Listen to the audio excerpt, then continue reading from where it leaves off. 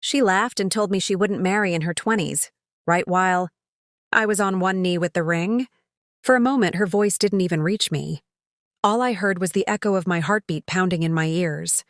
I had imagined this moment 100 different ways, each one ending with her smiling and saying yes. Instead, she looked at me with a mix of affection and amusement, as if I had made some adorable mistake.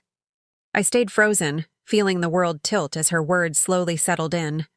When I finally stood up, she gently held my arm and explained that she wasn't saying no to me, just no to the timing. She said she wasn't ready for marriage, that her 20s were meant for discovering herself, chasing dreams and figuring out what she truly wanted from life.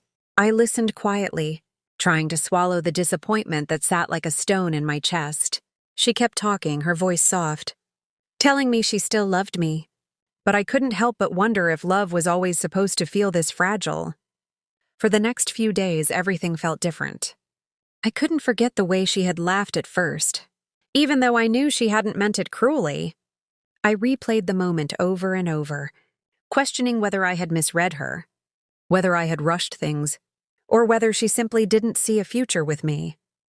She called and texted, trying to explain again, but I needed time to rebuild the confidence that had crumbled so quickly.